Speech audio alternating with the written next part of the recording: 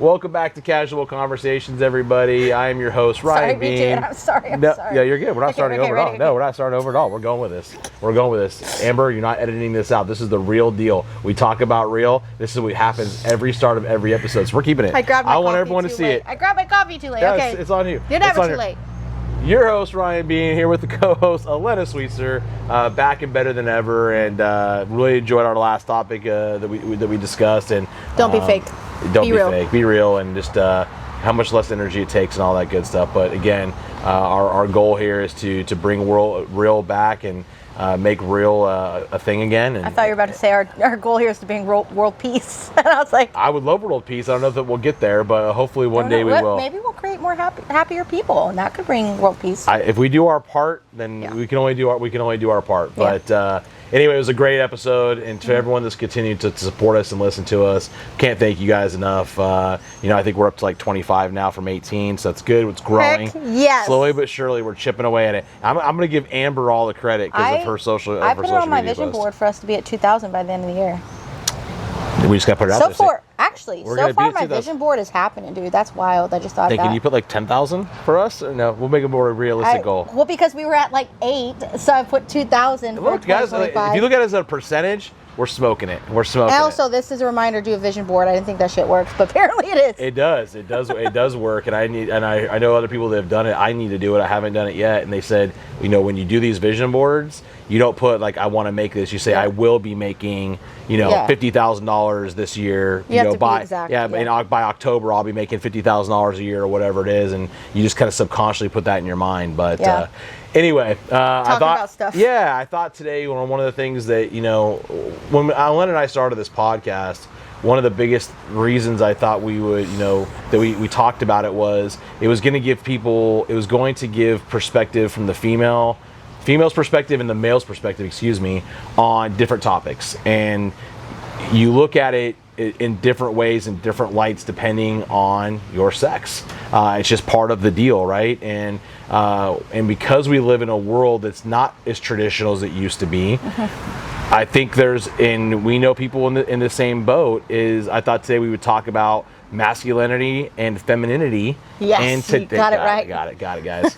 In today's world, and it's different, right? I think you've got the women power, and women can do what men can do, and there's stay-at-home men now, and the women are providing for the families. I want to start by saying something, okay? Yeah. As a female and a dominant female myself, I think it's stupid when people say women can do what men can do. Totally agree. You were completely built different than I was completely built. Now, does that mean that I can't be powerful? There's different versions of power. Totally agree. So I just want to put that out there that I think it's stupid, and that comes from a very dominant female. Thank you so much, Elena, for someone that's getting that, because I couldn't agree more. And again, it's just that the world is changing. The dynamics have changed. The households have changed. Yeah. Like I said, you've got guys that are staying at home, and I think that there's a level of stress that comes with that. I think there's a level from a man's perspective on having a female support the family and trying to find their footing when they're not being the provider, because we're wound that way. Provider. Yeah, well, I just think men in general are wound that way, and I got to be honest with you, I get pretty judgy on that type of stuff, and I don't really do a good job of probably wondering what those guys are going through, because they're not the financial provider. Okay, we'll say financial provider. And I grew up where my mom and my dad worked. They had to. I've always had it in my head that it was the man's responsibility to be the provider for the family. So I've had this conversation with Cole, and this comes from somebody where when Cole was coaching, I was by far the more dominant in the financial side, right? Bringing the money home. Yep. And I think with this new system in our world, that naturally brings resistance within your relationship, because men, in my opinion, were built to be the protectors of the family. Yes. And women were meant to be the hearts. We run the family within, right? Yes. And so, every role is equally as important. Yes. So that's not what this is about. This is more about just the landscape. Yeah. The landscape of our world has changed. And so you know, when Cole and I would butt heads a lot during his time of coaching, he always says that I thought it was because of the money. I always looked at it as like a transaction. Like, what am I getting for your time away from our family? Your money's not giving me enough for time away. Now, if he was making $5 million as a coach, you know, if he wasn't here and there, okay, I get that. But, you know, with what they were paying with coaching, I'm like, I'm not feeling a gain from that as your wife, right? So it never came to a fact of you're not making as much as I am. It came from a place of I miss my husband, you're coaching and they're paying you nothing for that. And also, deep down, I knew my husband was worth a lot more. I knew he could build a lot more in his life. He, for some reason, was caged in this little coaching world. And I'm like, you were built to take over, baby. Like, I see this with you. And that was our biggest things. And that's why I'm like, it's not about you making more money. It's about you being who I know you can be as a man. Yeah, and I think, what I'm saying? yeah, and I see what you're saying, but again, this is a perfect topic, right? Because you're getting to say exactly how you felt from the wife's perspective. You know, it's frustrating, right? I would assume that it would be, and I think that, but I also think the flip side of it, right? I think that women, you know, they would say things like that women in general would be like, okay, I don't feel like my husband's making enough to sacrifice the time he spent away from the family. So you still bring it back to what are you earning in comparison to the time away from me? But then the flip side of that is if, okay, I won't work because you feel like I'm worth more than this. So then if I become a dad that stays at home and now you have all my time, now I'm always there. I think over time, and I think we need to be realistic about it. I think we need to be honest with ourselves. I truly believe that would create even more resentment. 100%. I believe that if over time, if I became a stay-at-home dad, or my wife's like, okay, you're making X amount per year, it's not enough for the amount of time you're spending away from your family, and then I gave that up to come be at home, and now I'm around her all the time, then it's going to be you're not providing enough. You know, I've got all the stress on me. I have to provide for the family. I'm paying the bills, and then you get to a point where it drives this wedge, right? And I think that's what leads to women cheating on their husbands, women seeking male companionship, and vice versa, right? I think if you take away a male's piece, let's say if it's a female and she feels like, okay, I make more money than you and I don't need you and I can take care of masculinity. Yeah, absolutely. Yes. And now you're taking part of the manhood that we were designed to do. And I just think that's wrong. And I feel like a lot of women in today's world, they talk about partnership and 50-50 and or I don't need a man. Yeah, 100%. Yes, you do. That's laughable. And just like a man needs a woman, and I don't know where we got it so messed up along the way. And I think it's because that, you know, we look back at the 40s and 50s of that traditional, right? Household. The male goes and the woman stays home and takes care of the kids, and you don't leave the house until the man gets home and the meal's ready for him when he walks in, and all of those type of things. I will say the traditional path has worked for my wife and I. But it's because we've understood that our roles, right? Now, again, we split the household stuff and the shopping and the cooking and all the kid stuff and changing diapers along the way and all that stuff. I'm not saying you go so far backwards to where the male just gets to go do whatever he wants to do. And that's all you provide. That's absolutely false. But I do believe that there's a lot of merit to the family unit that we've lost along the way. I agree. And it's naturally unbalanced. And I think it's gone too far. I think it's gone too far. The pendulum has swung too far the other way to where you're seeing more divorce. You're seeing, you know, more families split, and it's not because a lot of cheating. A ton of cheating, and you know, all of those things now are just so normal that no one even thinks twice about it anymore. And I just think that's the wrong way to do it. And I think, you know, men in general, you know, need to provide for the family. And it might not always be financial, though. You know, it doesn't always have to be financially. Cole, for me, when we started to find more of our balance, it wasn't just that he was stepping up financially for our family. He was stepping up for me emotionally.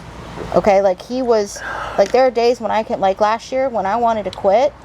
Constantly, there are days he's like, "The fuck you are." He's like, "Do you know who you are?" And I'm glad he did that because it's, you know, he got me out of a bad rut.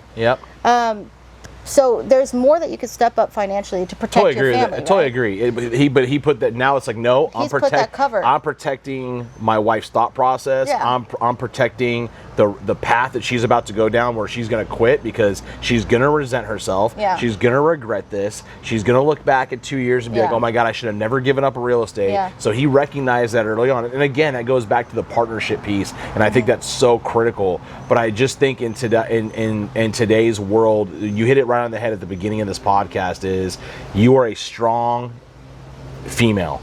But that doesn't mean you have to be a strong, independent female. I think that's so stupid that's when what I'm people say talking about, right? You can still be that strong female. Yeah. And if you have daughters, I want my daughter to be strong. I want my daughter to know that she can stand on her own 2 feet, that she doesn't need a male to support her financially, to where now she has to live a prisoner's life because she feels like, well, I have money, I have a car, I have a home, I have food whenever I need it, I have money is obtainable whenever I need it, but I have to live miserably with a husband that's not taking care of me, cheating on me, never home, never part of the family, never there emotionally to support me, never there to help support our kids, not there to help mold our kids or to be a cheerleader for me, right? And so, and again, like we know, but I think that as male, or as in that same scenario, I still want her to want to be taken care of. I want her to be with someone that wants to provide for her,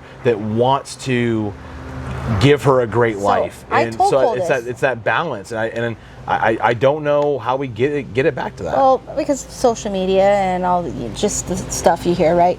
But like, I'll never forget when Cole and I were going through that hard time transition before he switched careers to better our family. I remember telling him, I was like, just because I can be the leader in our family doesn't mean I want to be. I want you to be that for us.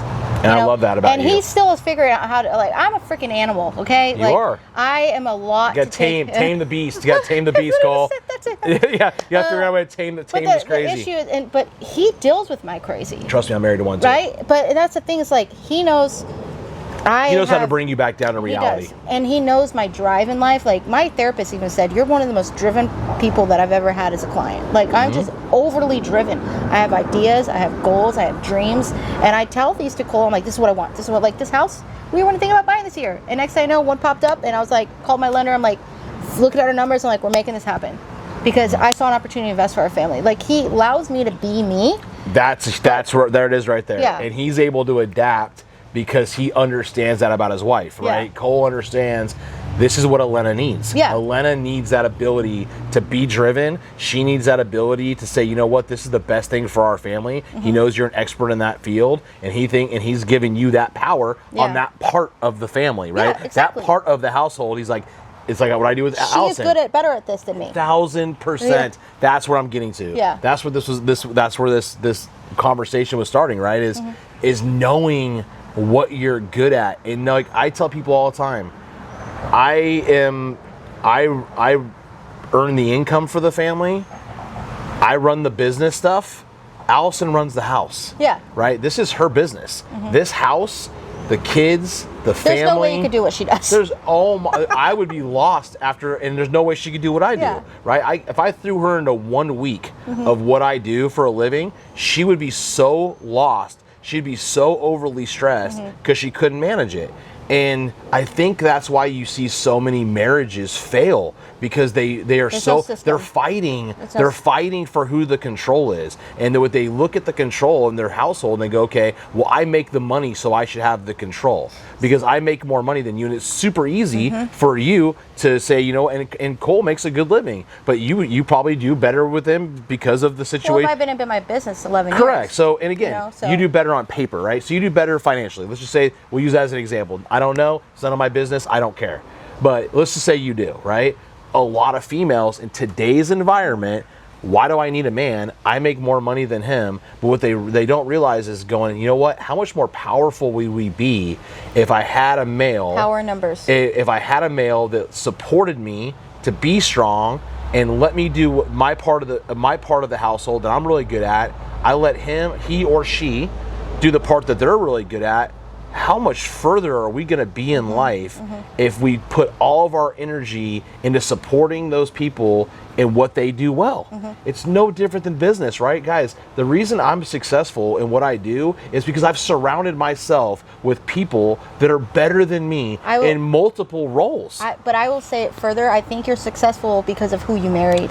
Oh, there's no was doubt your about it. biggest stepping stone, and I don't think people realize how important it is to know marrying who the you're marrying. right person, guys, is probably the biggest decision, and I would say it actually. I will say it is the most important decision. The most important decision that anyone can make in their life is picking the right partner and picking someone that knows their role, knows your role, knows what they do well, you know what they do well, and you just go after it. Yeah. And you put all the support around that person, and there is no way Ryan Bean is where he is today. I don't care. Yes, I would maybe be successful as far as financially, sure.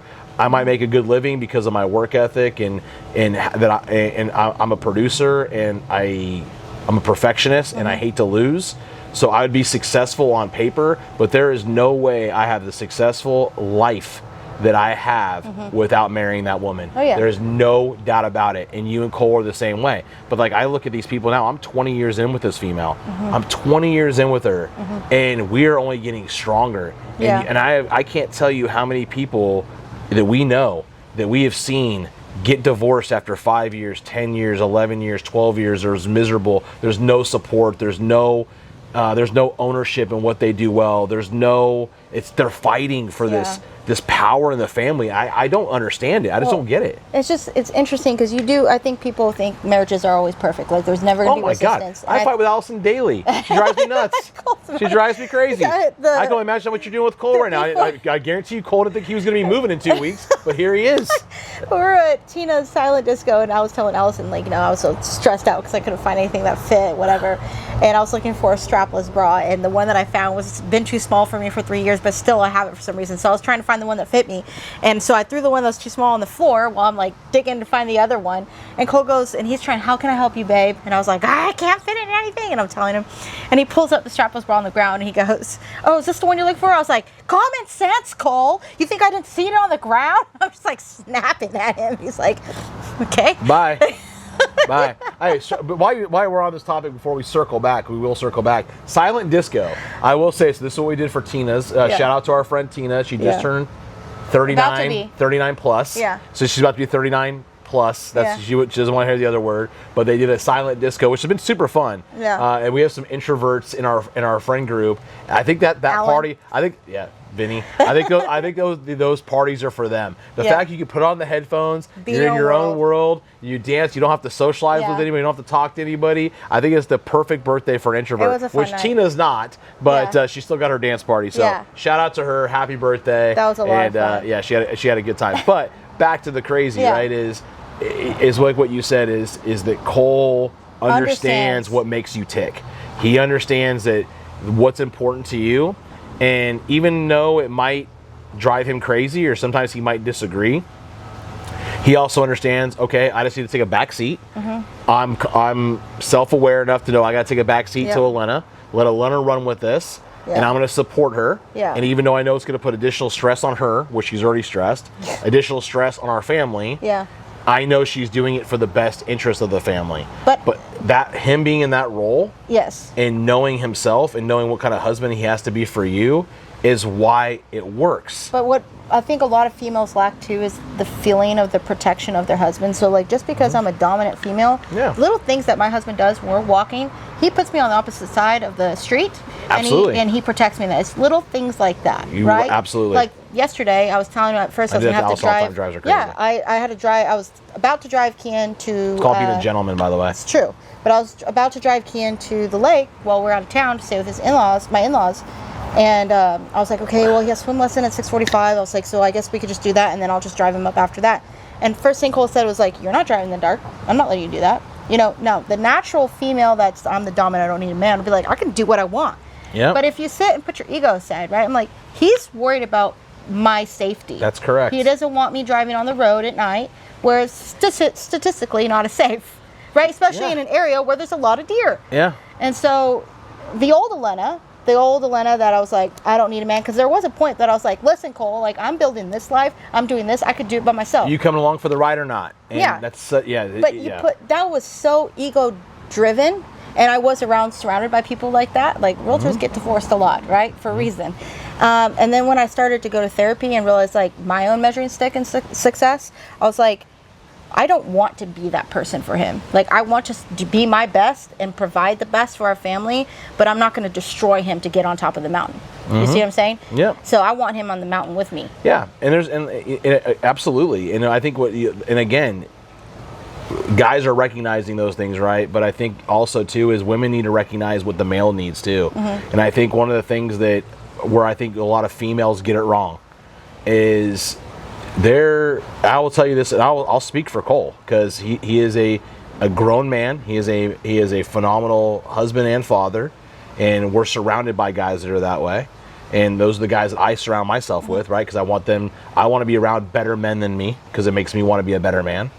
I think that you females, where you guys get it wrong, is that you guys don't realize the burdens and the thoughts that a lot of guys have going on through their head.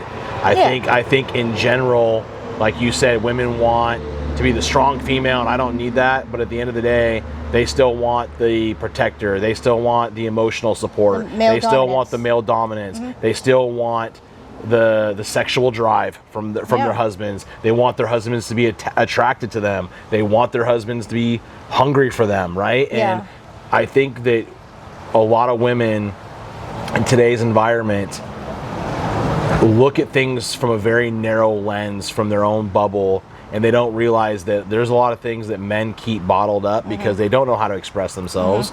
They don't know how to verbalize it. They don't know, because then if you verbalize it, now you're considered weak. Now you're considered less of a man. Now you're considered not the protector. Now you're considered less of a husband.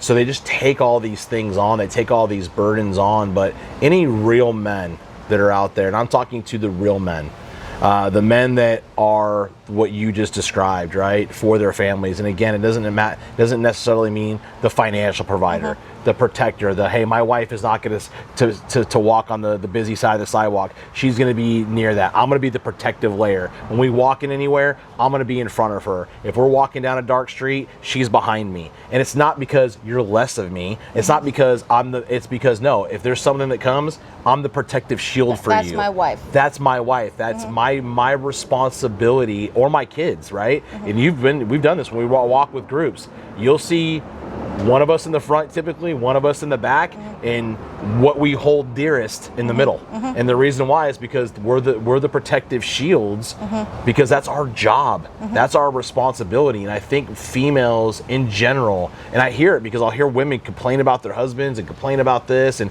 yada yada yada, and you guys are in a bunch of girl groups and book clubs and all kinds of that stuff, and it comes up naturally, right? You're naturally going to complain about your spouse or your significant other because they drive you crazy. And I do the same thing, and I'm sure Allison does the same thing about me. I drive her crazy, I guarantee it.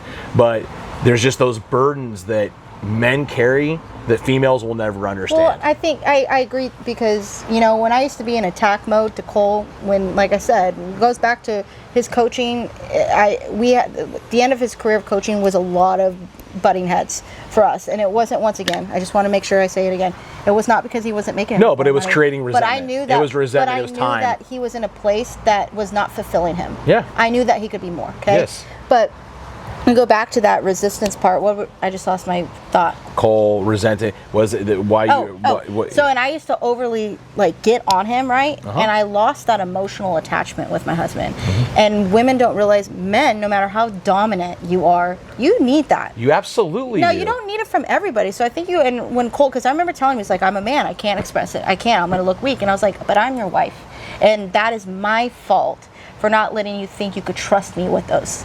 Because there were times he opened up and I'd throw it in his face, right? And so we're building that trust where, tell me your insecurities, your sadness, and trust me with that. Because I do that to you naturally, and you naturally help me rebuild. And I want to be that for him, because every man still needs that emotional side, that emotional physical touch, emotional feeling loved. You want to feel loved. You want you to feel like you're attractive to your wife. You want to feel like your wife wants you. Your wife is proud that you're her husband. And men want peace, and they want to be able to say, my wife is my peace. When I come home, she's my peace. She's my support. She's my rock. She's everything that I need. you want to go home and to I'm your so wife. glad that you recognize this. And I want to give this advice to the females that are out there that are listening, is that if you eventually, or you ever get your husband, boyfriend, significant other, whatever it is, to open up like that, and I'm so glad that you recognize that it was a fault in yourself, and they open up to you, and then you use that information to throw it back in their face later. You lose the trust. Good luck ever having that guy open back up to you again. That's when you're gonna get the, how was your day? It's fine. What's going on with work? It's fine. It's good. How's everything going? No, it's okay. You're going to get one-line answers. You're going to get no emotion, because that guy feels like he can't trust you. He feels like you're not there to support him. You're not there to have his back. You're there to use what he said to you in a very vulnerable moment, or he let his guard down to show a little bit of weakness or sadness or something that he was carrying on to, and you use that to weaponize it, or use it as a weapon against him. That is the biggest, and look how long it's taken you, right? Now you've had to recognize, okay, that's where I went wrong. And if I want to be that wife to my husband that I know that I want to be, it's a moral beatdown. And when you come home after a long day of work, or you feel like you're doing the best you can, or you feel like I'm a loving husband, I'm a supportive husband, I'm a loyal husband. My wife has all my passwords. She has access to everything that I have. She takes my phone, all those things. I have nothing to hide. There's nothing I have to hide whatsoever. And I guarantee you Cole feels the same way. She has access. She sets up accounts for me. I know his passwords before he knows. I forget my passwords, and Allison has to tell me them. She goes, "This is your password for this." But like, when you're that kind of husband, and then your wife is grinding on you that it's not enough, or why don't we have this, or this broke and we can't fix it, or why are we not in the house that we want to be in, or my car's a piece of crap. And when a female says these things, and they're not doing it like to you from your viewpoint back then, you were looking at it as, I just saw the potential in my husband. I was trying to motivate him to want more and to do more, because I know he was capable of so much more. But from a male's perspective, when the female's coming at him like that, he looks at it as, I'm not doing enough. And I'm not man enough. What kind of, that's exactly right. I guess I'm not man enough, because I'm not giving, when I said my vows in front of God and our friends that I was going to provide, I was going to give you the life that you deserved, and I hear you saying that you don't have the things that you want, or we're not where we want to be in our life, or we're not achieving these goals, the way we understand it, the way we hear it is, I'm not giving you enough. Well, and that's a hard thing for someone to hear. Yeah. And me and Allison have gone through the same thing. And I've had to be very upfront and honest with her. I said, Allison, I know you don't mean it that way. I know you love me. I know you don't mean when you say things like that. But put yourself in my shoes and imagine hearing those things when you feel like you're doing everything you can to provide for the family. You're doing everything you can to support the family. You're doing everything you can to be the husband that you are supposed to be, and then you're being told on a regular basis that it's not enough. It's a mental breakdown. It's a mental beatdown. It really is. And I look back on those times, and I used to tell him, you're not being a good spouse, you're not doing this, but you have to sit to the side. And I realized over time, I wasn't being a good spouse either. I was putting water on his fire every day. Like, you're not stepping up, you're not doing enough. And instead of fueling his fire, right? And that's the only way really to look at it, is your partner, if you want them to rise, you got to fuel it. If you want them to die out, keep beating them down. Because I can tell you from experience, I was constantly on Cole, like, you need to do this. And when I started to approach it differently, he's going to do great things. I know he is. He can't stop it. Elena, look at where you're at right now. Do you want to know why you're winning in life? You're winning in life because you finally get it. You are understanding the dynamic it takes to be successful. Yeah. And it's the things that you're seeing come your way are years of hard work. It's years of failing. It's years of doing things the wrong way. It's years of adjusting. It's years of self-reflection and realizing I need to be better. And when you start taking that accountability, you stop playing the victim mentality. You stop blaming everyone else around you. You're not blaming Cole. And you just said it so perfectly, is that, okay, I realized I wasn't being a good spouse. I realized that as I'm hammering him, I wasn't doing my part. Now you guys are a team to be reckoned with. If you took Cole, you're Cole's partner, and Cole's yours, and you guys are going at it like, okay, who can we not take on? Yeah. If you said who can we not go? What can we not achieve together? Because now we're on the same page. Now we're a unit. Now we're a one. Now we're an us. Now we are. I'm letting Cole do what he does well. Cole's letting me do what I do well. And we've got Kean, this beautiful soul, right in the middle of it, with hopefully more souls to come right in the middle of it. And they're gonna see that example. Yeah. They're gonna see the husband and wife dynamic. Does that mean it's gonna be perfect? Absolutely not. Does that mean you're not gonna fight and yell and scream? Absolutely not. Again, that's healthy. Yeah. I tell Allison all the time, it's okay to fight. I want to fight with my wife. Yeah. I mean, take that back. I want to have the right kinds of fights with my wife, right? You want to grow with your wife. I want to grow with her, you and you also got to be able to call each other out. Yeah. And you got to be able to say, now I'll never do it publicly. I will never say something bad about my wife or disagree in a group setting. Now I may have a conversation with her later on that night and say, you were dead wrong. And this is why you were wrong. And she has no problem, trust me.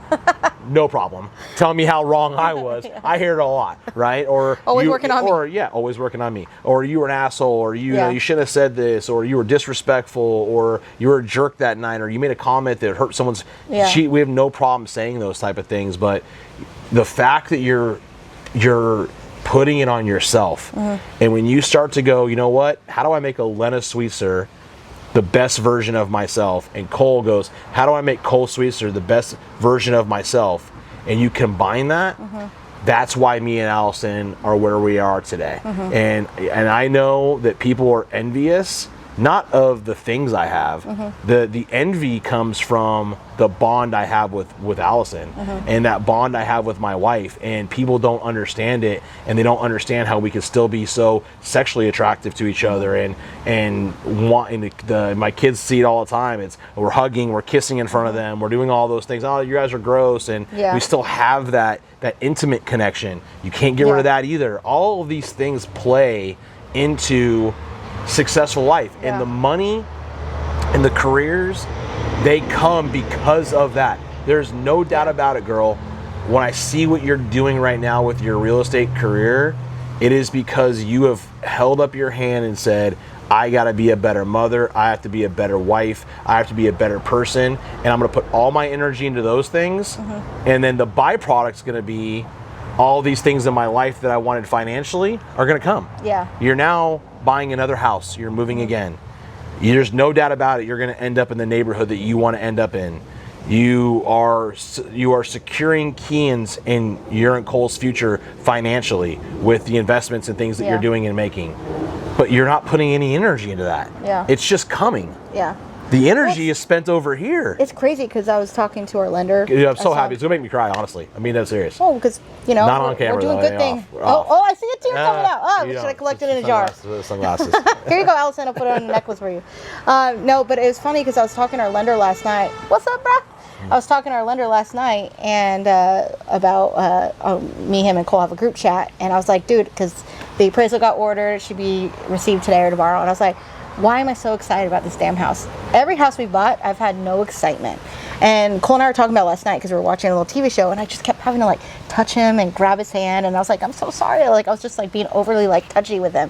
And I was like, I don't know why, babe. I'm just overly in love with you right now. And I think it's because you and I are about to enter a brand new chapter. We just got through a really hard chapter, and we're about to close that chapter and start a new one, and it's exciting. What a difference a year makes, right? Yeah, we're just in a different part of our lives. When we started this podcast, guys, when we first talked about this podcast, it was 4th of July weekend, 2024. Okay? And it is now a year. So you are at a year from going from, I want to quit, what am I doing? Is this the career that I want? Time to do something different. I'm so frustrated. I don't like anything around me. I don't like where I'm at. Fast forward 12 months. Your life has completely changed. The trajectory has completely changed. And this is what we want you guys to understand. It is one move. It is one change. It is one discipline. It is one relationship. It is one tweak to your world. and everything changes, and you have so much time still in front of you to make those changes. Big deal. What is 12 months? Yeah. It's nothing. Yeah. It's really nothing. And I and stopped now, forcing. but to be, dude, That's all it is. Stop It's- forcing things in your life. It is a and success let story. it come when it comes. Because that when I did it by built too being fast, you. Yes. You did this entire thing, Elena, by being who you are. Yeah. And you've taken all of the weight off of your shoulders. You've taken all the burden of trying to be someone that you're not in this fake world that we live in. You were dedicated to being your true self, and because you were, that's infectious. People are going to attract themselves. And guys, she's living proof that it works. And I couldn't be prouder. Honestly, you. it's. I think if I'm being honest, I think this podcast helped. This is literally like It's our therapy session. Therapy. Yeah. One day I'll be as successful as her. That's the No, key. Gary V, what's up? We haven't been. Did you shout him out in your episode? I don't know. I didn't. I know. Every episode, I we're love going to that shout guy. out Gary V until he hops on our podcast. It Yeah. will happen, and he's going to sit right here in between us. I don't know if he'll sit here. Maybe we'll go into his studio. Maybe he'll fly us up to New York. No, he'll just come here. we'll have him Gary here. V, right here. This is where as That's real where as it it goes. started. Where it started was on the lounge in my backyard, and that's where we'll get this superstar, this guy that is a self-help guy. That He's where he keeps it real. Like you look at all these other like influencers like him, influencer, yeah. and he just keeps it real, and that's why naturally I gravitate towards him. Like his videos aren't nearly as filtered as some others, where they have to look pretty. And that's another thing I did on my Facebook. I'm like, people don't want the overly filtered because they're like, that's a dream I'll never get. Like that's something I'll never become in my life. And so when people see this, like I'm not afraid to share my tattoos on videos now. Yeah. You know, my old office, they're like, oh, never go to a listing appointment where you show your tattoos. Okay, fuck it. If they don't like me because of There's simply, the Gary V. That's the Gary Vee like- right there, dropping the f-bombs. That's for you, Gary. if they don't like me because I have a tattoo on my arm, but I'm overly qualified for the job, I don't want them as a client. You know, There's enough business to go around out there to be around the people that are going to value you, value the person, value the skill set you bring. Those people deserve zero energy. Yeah. And and that's the thing. Like I do curse a lot. You know this, and I've been like openly. I don't. I'll do it for both of us. I'm in the lumber business, But, like- guys. Cussing's part of the deal. But I know. But the thing is, like, I'm more laid back now with my friendships, my business partners. Like, Yeah. my lender and I, we do so much business together. We talk like you and I do now. Like, the amount of F-bombs we probably drop in a day is hilarious. Yeah. But we're like, you know, I'm having more genuine relationships. And that, I'm like, this is who I am, accept it or not. Not cool. Yeah, I wish you Goodbye. nothing but the best. And then I will go find someone who accepts me as I am. That's it. You see what I'm saying? Yeah. So, cool. Guys, thank you. And like I said, hopefully that gave you guys a little bit of, I thought this was a good episode to really highlight the male and female perspective. And it's tough right now. And it's rough because I think as a society, we're at a crossroads. I think we're at a crossroads on what is the most important thing in this world. And, you know, we're seeing these wedges get driven between these families. We're seeing families divorce and split and not see it through. And people are quitting too easy. They're giving up too easy. And we got to get that back. We got to get back to our roots. Back to balance. We got to get back to our roots. And we have to realize the family unit is what makes this world go around. We owe this responsibility to the kids behind us that you know, it's not okay to it's not okay to cheat. It's not okay to just throw in the towel. It's not okay, even though Easy is not okay. Sometimes it's warranted to split, and we're not going to judge people for going through it. You know, thankfully, to this day, I haven't had to go through it, and either of you, and God willing, I never will. You know, again, this is not a judging thing by any stretch of the means. It's just, you know, I think we've gotten into a society where giving up is such a normal thing, and throwing in the towel is such a normal thing, and we got to get back to it not being a regular thing. Life is hard. It is, and it's only going to get harder. And when you put your energy into the things that are the most important, you're going to find that the things that you always wanted, the dreams that you wanted to achieve, all of a sudden start coming your way, and it was because you stopped focusing on it. And me and Ellen have talked about it. If you would tell Ryan, you know, 20 years ago that this is where I would be, I would think to myself, I made it in life, right? Yeah. And But we still have a lot to build. yeah, you exactly. As do you. You do, and build, be there, be the person that you want to be, and We'll see you next time. We'll take care. Yeah, yeah. You take care. You take care. We will take care.